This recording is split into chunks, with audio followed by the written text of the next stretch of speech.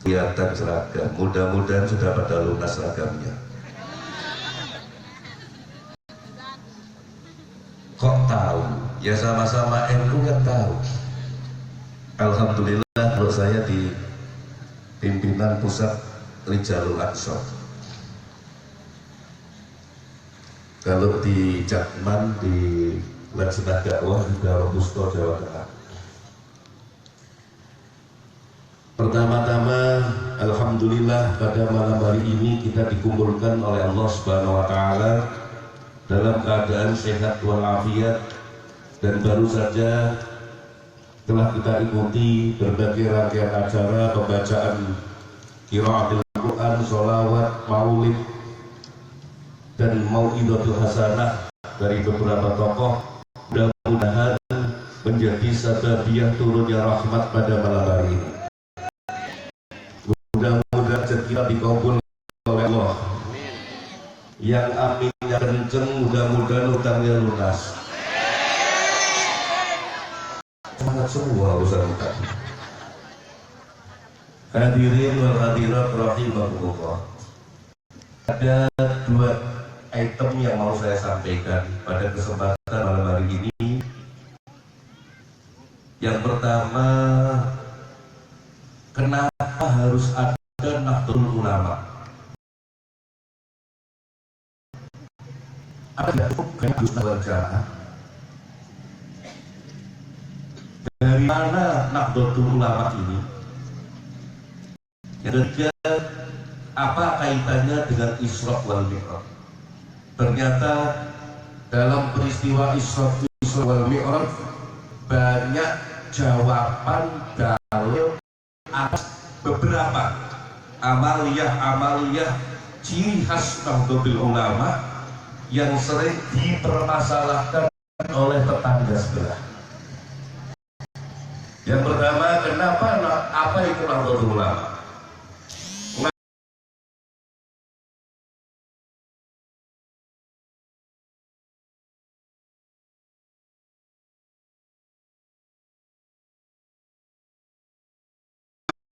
Mewakili salah satu ulama besar di Indonesia yang mempunyai darah serta silsilah sanad keilmuan maupun silsilah orang tua sambung menyambung sampai kepada Wali Songo, Wali Songo nyambung Nabi kepada para habaib di Hadramaut, nyambung kepada baginda Nabi Muhammad sallallahu alaihi wasallam.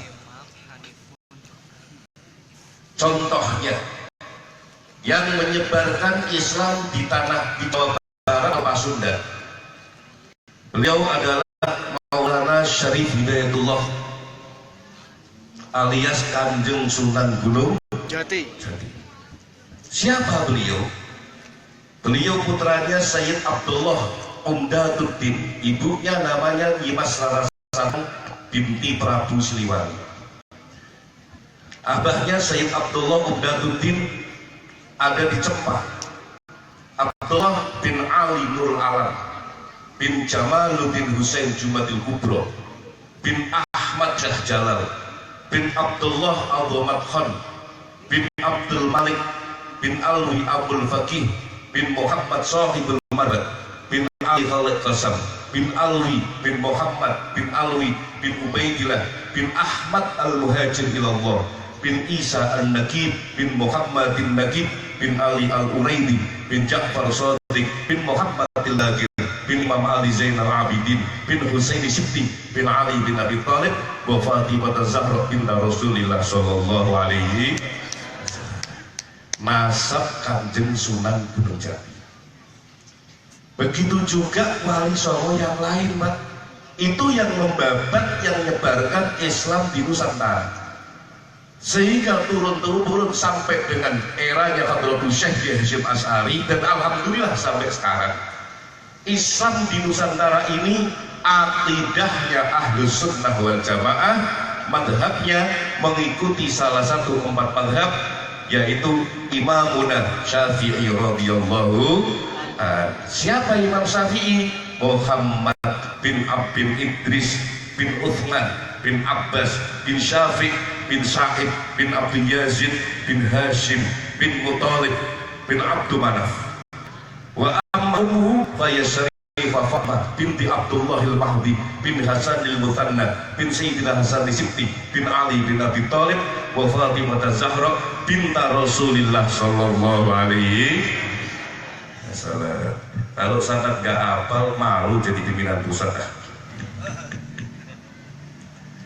Nah, salah satunya Hadratus Syekh Bahri Hasyim ini ulama yang berakidah Ahlus Sunnah wal Jamaah. Setelah beliau matang, beliau ngaji matang di tanah Jawa kepada Ki Khalil bin Abdul Latif Bangkalan, Ki Soleh Darat Semarang, Al Habib Hashim bin Umar bin Toha bin Hasan bin Yahya Pekalongan dan lain sebagainya.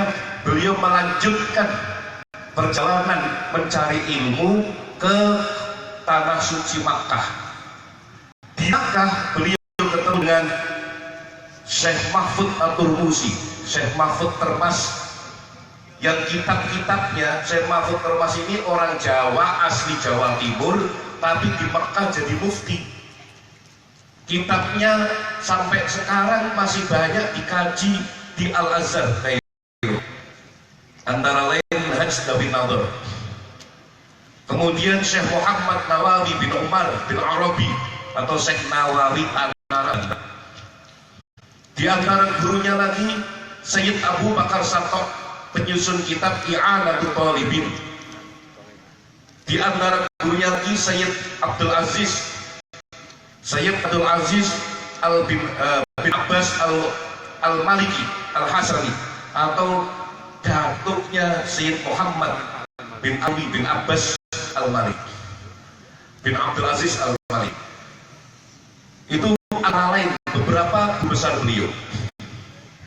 Nah, nanti Sayyid Abu Bakar mempunyai guru namanya Sayyid Ahmad Zaini Dahlan. Ahmad Zaini Dahlan ini ulama besar al-alamah, muridnya sebagian besar jadi wali-wali agung. Nah, beliau ini kakak beradik dengan eyangnya atau kakeknya Habib Taufik.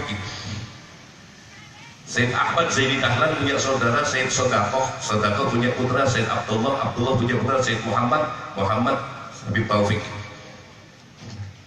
Nah, Sayyid Ahmad Zaini Dahlan ini di antara karangan kitabnya ada yang bernama Durarus Saniyah fi Raddi al-Wahabiyah.